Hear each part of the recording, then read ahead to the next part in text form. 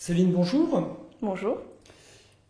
Nous sommes à Strasbourg. Tu suis la formation hypnose appliquée à la relation d'aide. Quel est ton parcours et qu'est-ce que tu souhaitais faire en intégrant l'hypnose dans ta pratique?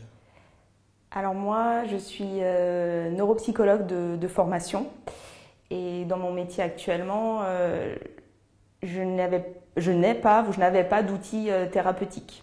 C'était surtout des outils diagnostiques. Je travaille avec des personnes âgées qui ont des troubles cognitifs et en avançant dans mon métier, je cherchais un outil thérapeutique et je me suis intéressée à l'hypnose. C'est pour ça que j'ai choisi la formation Hypnosalis. Et comment tu vis cette formation? Quels outils concrets, pratiques, cela va t'amener dans le cadre de ton activité actuelle, voire dans le cadre d'une extension de cette activité? Alors avec la formation Hypnosalis, j'ai découvert des outils que je ne soupçonnais pas jusqu'ici. Et voilà, on nous a appris une méthode, je pense propre à Hypnosalis qui m'a beaucoup plu. Et je ne pense pas utiliser forcément toute la méthode Hypnosalis parce qu'elle n'est pas adaptée à tous les patients avec troubles cognitifs, mais j'ai quand même trouvé dans cette formation des outils. Ces outils, voilà, je pense pouvoir les appliquer sans que ça soit des thérapies à part entière, mais à des moments pour apporter à ces patients, voilà, un bien-être, calmer des anxiétés, des angoisses.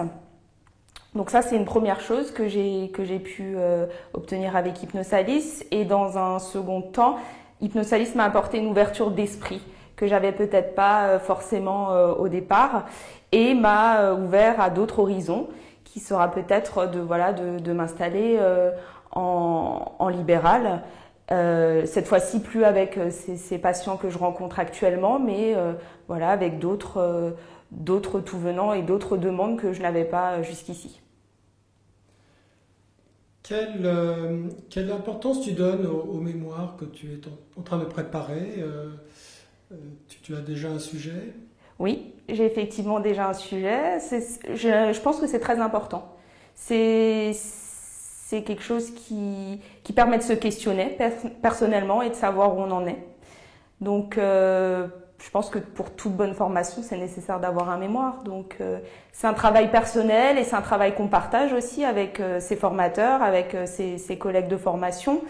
Donc, c'est important et c'est bénéfique en fait, aussi bien peut-être pour le consultant qu'on rencontre que pour soi-même.